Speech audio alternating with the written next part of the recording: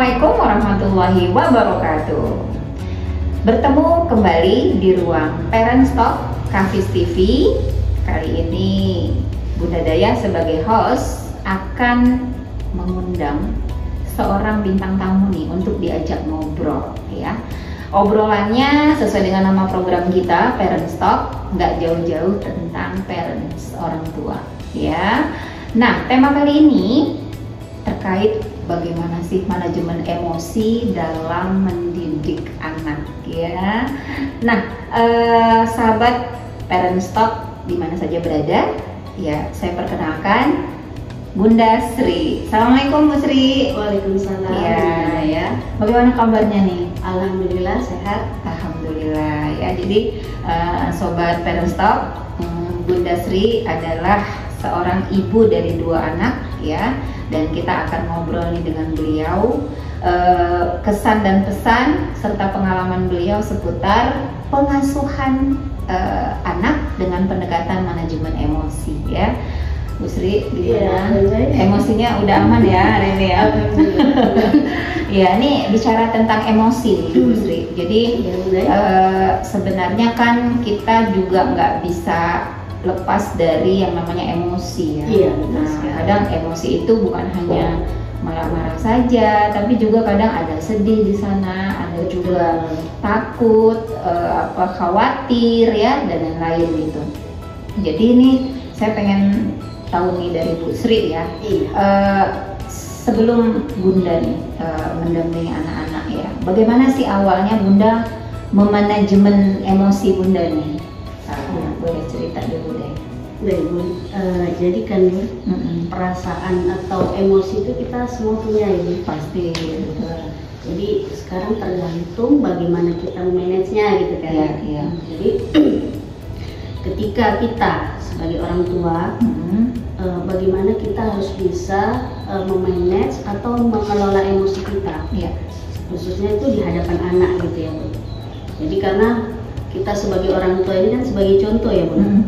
Jadi ternyata tanpa kita sadari, Bun, emosi kita, emosi orang tua khususnya ibu ini, itu sangat berdampak atau berpengaruh kepada anak gitu. Jadi makanya kita harus tahu gitu bagaimana cara mengelola emosi itu dengan baik. Jadi supaya berdampak baik terhadap anak gitu. Nah ini kan PR juga ya, karena kan orang tua juga perlu juga diladenin emosinya gitu ya, karena kan nggak selamanya kita dalam kondisi baik-baik saja ya. Nah dalam situasi mengelola emosi nih, kita kan capek nih, sering mungkin masak, mungkin ada aktivitas-aktivitas di luar misalnya kan. Tiba pada saat kondisi kita lelah menghadapi emosi anak yang juga sedang meledak. Nah itu gimana situasi itu dikondisikan? Jadi gini ya Bun, kalau kita emosi itu ada beberapa faktor gitu yang melatar belakangi gitu. Jadi kalau misalnya nih kita ibu lagi emosi, bisa saja faktor kelelahan tadi Bunda cakapkan, Bunda bilang. Kemudian ada faktor seperti relasi kita di luar tidak baik-baik saja misalnya. Jadi alangkah tidak adilnya ya Bun, kalau kita melampiaskan emosi kita itu pada anak gitu kan. Sementara anak itu tidak tahu gitu kan. Jadi nih suasananya sangat lumayan hangat ya, karena di tengah matahari. Jadi ya bagaimana kembali lagi ke kita sebagai orang tua, bagaimana mengelola emosi. Jadi bisa saja kita sebagai orang tua ini mengerti dulu, kita manage dulu bagaimana kita mengelola emosi kita. Jadi sudah selesai kita bisa mengelola emosi, tentunya kita bisa tenang menghadapi anak gitu.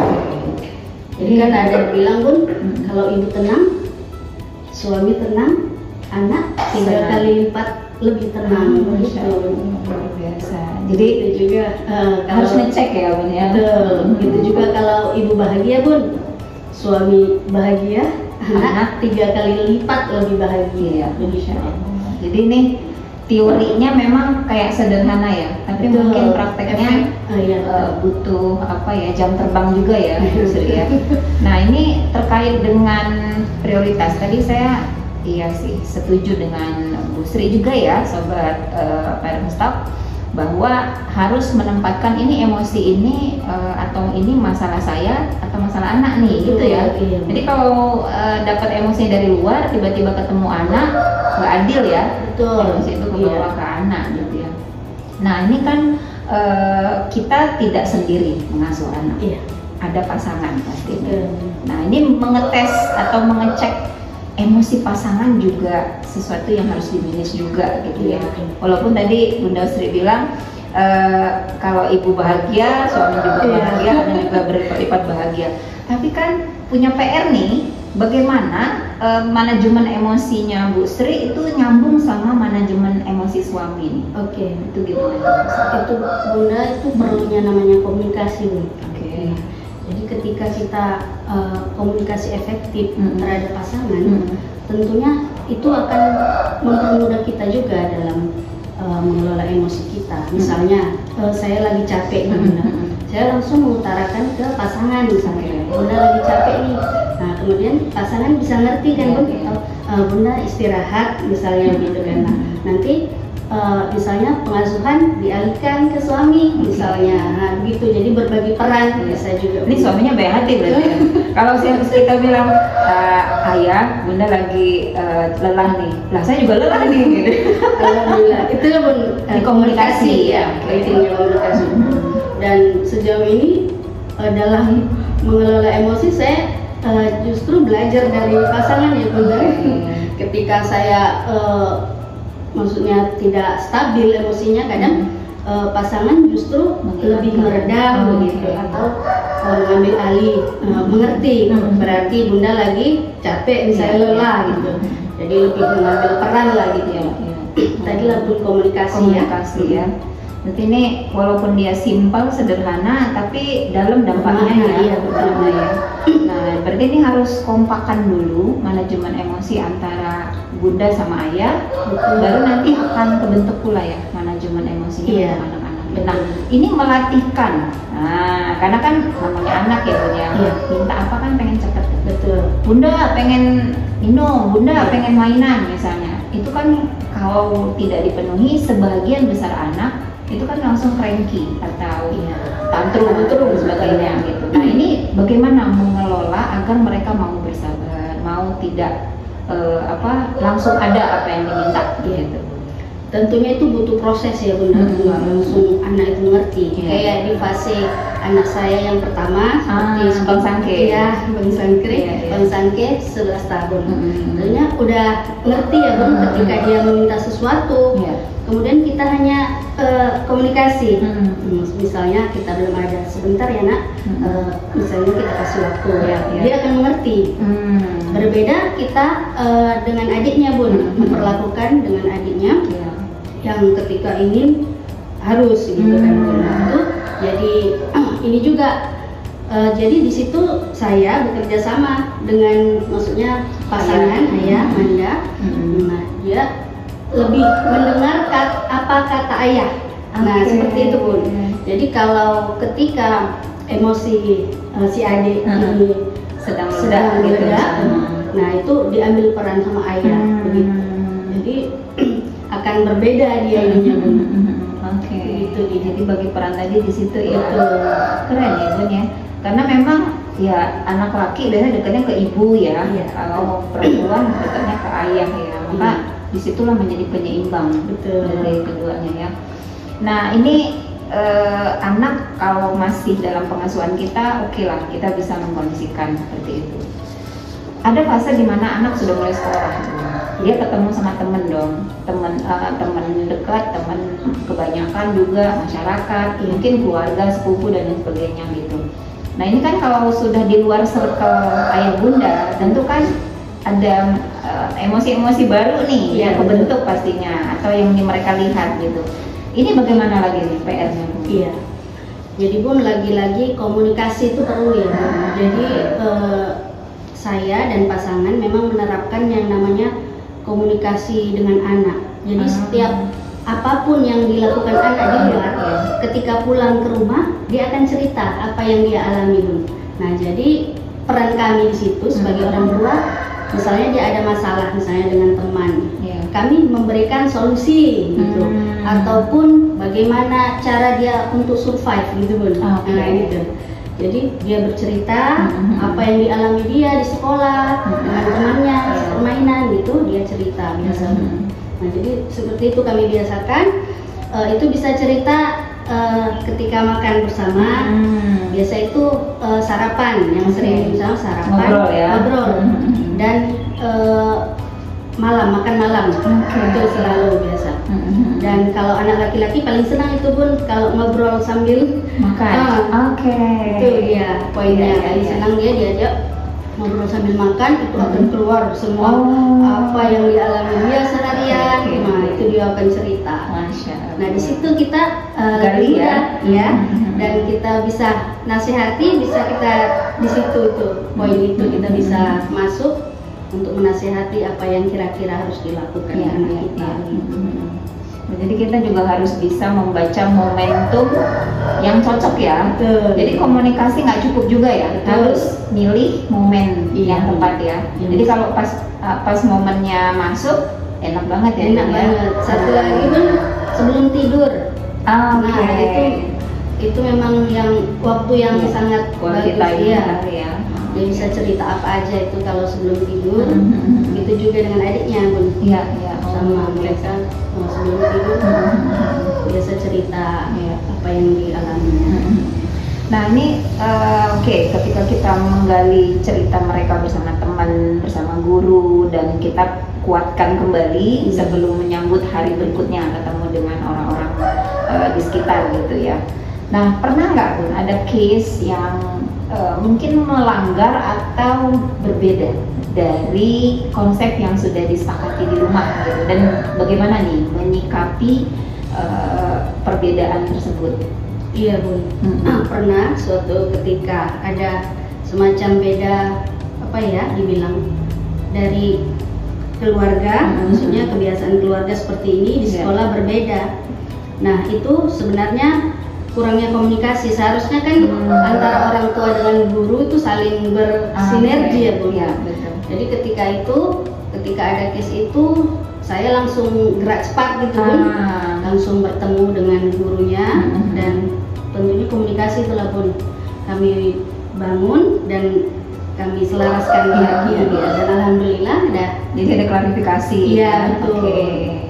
Jadi jangan sampai menumpuk dulu ya, baru diselesaikan gitu ya Bun. Jadi komunikasi, momentumnya harus pas, dan juga ada proses cek dan recheck terhadap informasi yang sampai di anak ya.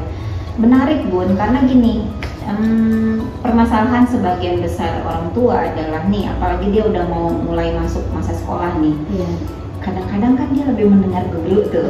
Nah tuh, ada nggak momentum di mana Bunda tuh kayak laga ide gitu, seperti berbeda lah gitu. Nah, gimana Bunda mengambil peran? Nih anakku udah nggak mau dengerin aku lagi nih, kok malah lebih dengerin guru nih gitu. Itu pernah nggak Bun? Pernah Bun, tapi kan di situ kami memahami ya Bun, di fase 7 tahun ke 9 ya Bun. Itu fase 7 tahun kedua ya. Itu dia lebih mendengar apa kata guru gitu kan.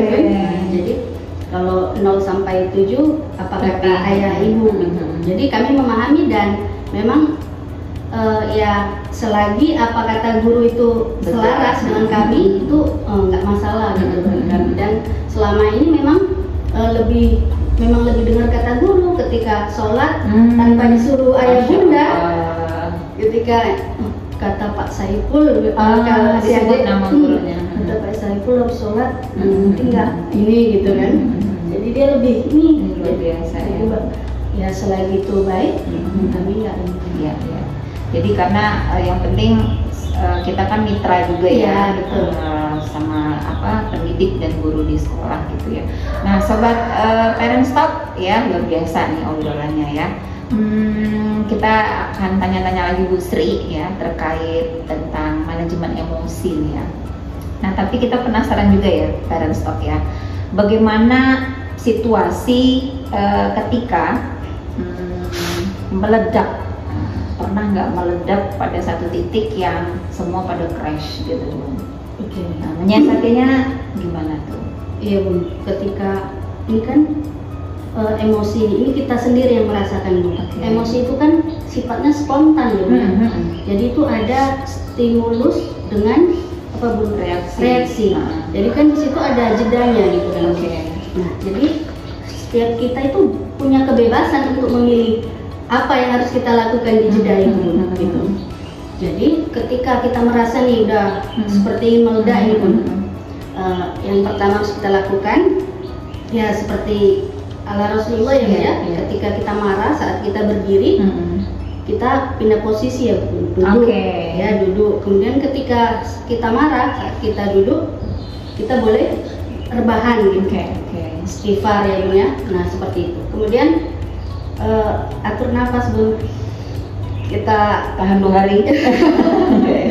Ya kita ambil nafas dalam-dalam. Nah kemudian kita berpikir ya Bun ya, apa yang harus kita lakukan, kemudian emosi apa ini gitu harus kita kenali gitu Bun. Itu kita sendiri yang nah, jadi memang kita tidak bisa juga ya keluar dari sunnatullah ya. Aturan dari dari Al-Quran, dari hadis ya, itu luar biasa kalau kita praktekkan ya dalam kehidupan sehari-hari.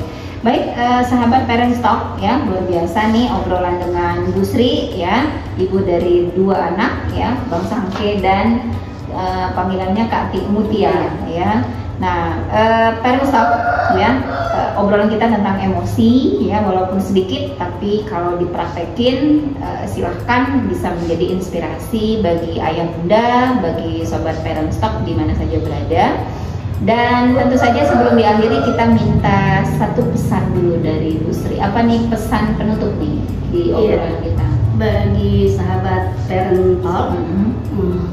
Jadi ketika kita sebagai orang tua, maka kita harus pandai mengolah emosi kita. Bagaimana kita ketika emosi tidak mengeluarkan kata-kata kasar, tidak mengeluarkan makian kepada anak-anak kita, agar tidak mental anak kita tidak terganggu gitu ya Bun ya.